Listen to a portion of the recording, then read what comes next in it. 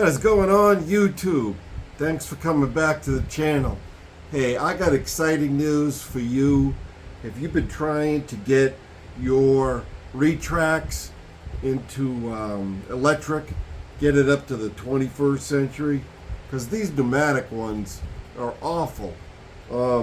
We all know in the RC community, Robart is going through some transitions, and they're no longer manufacturing gears for our custom kits.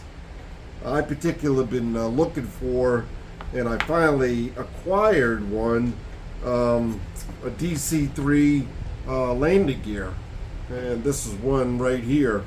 However, it's pneumatic, and if you've ever used pneumatic, there's a host of problems that can go wrong with it. And with this setup, if you lose your air in flight for whatever reason, and you come in for a landing, the landing gear just gonna not support the plane, and you'll have a crash landing. Be that as it may, I was on a pursuit to change this.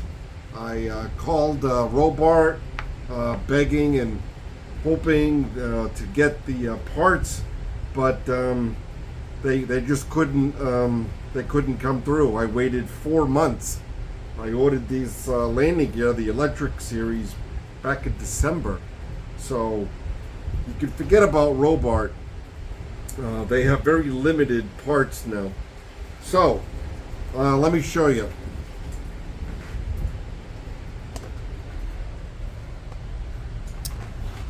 This right here, and I'll show you the part that I'm using. It's a high-tech linear servo, okay?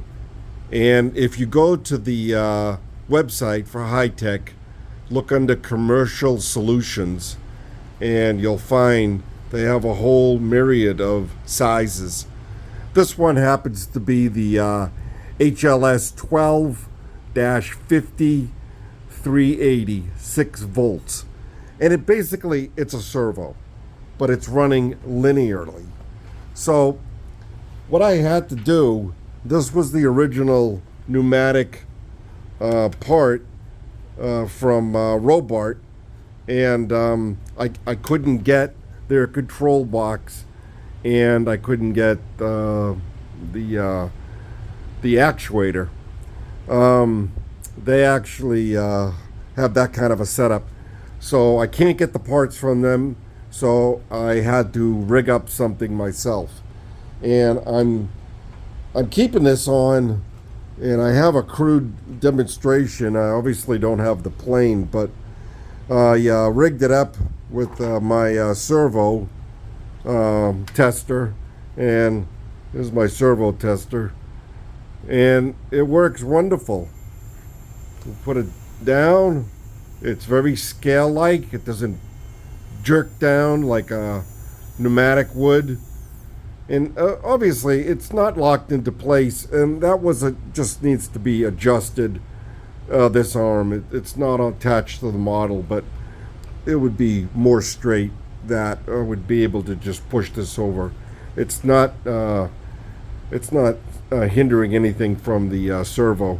The linear servo, and we'll send it back up, and you can see it works just fine. This was many weeks of trying to find this part, and now that I have it, there were a bunch of solutions. High-tech sells this. I think it's $100 for this. I'm gonna call it a servo. It's a linear servo. And it runs just off, I'm running off of a 5-cell battery. There's no control box. I mean, this is a servo control, but a servo tester, but it acts just like and gives the same signals and power like your receiver would. So it's basically plug and play. I had to make this bracket. This is out of aluminum, and I added another bolt to make this more rigid. This piece right here comes original, and I'll show you the part. that's what it looks like untouched. And basically I added this aluminum piece. I drilled the holes, and I added this aluminum piece, and I added this little piece right here. This piece is the end piece. They give you two ways of hooking up the linear servo. Basically, it comes with both these kind of attachments right here. You just stick a bolt through. That wouldn't work down in here, which I regrettably found out late when I was first experimenting. I did have to grind it down. You could see the one that's on there is a little bit thinner than the original. I grind it down a little bit, and I had to spread the this right here to get this piece to fit in here. It wasn't that hard. It just took some. I ground that down, and I put it right in there after spreading these apart. That was the only adjustment that I had to do there.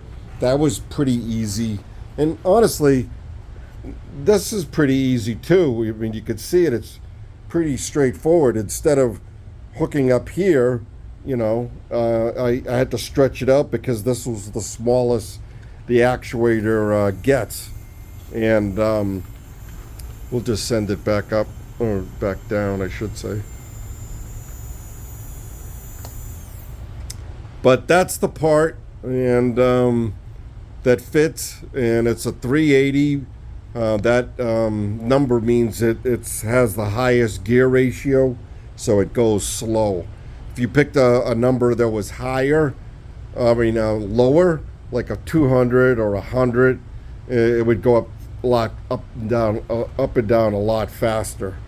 But this is what the 380 does. So I know I'm be sending somebody really good news, because Robart doesn't have the part, and if you want to make your retracts into electric retracts, you can do it. I did it.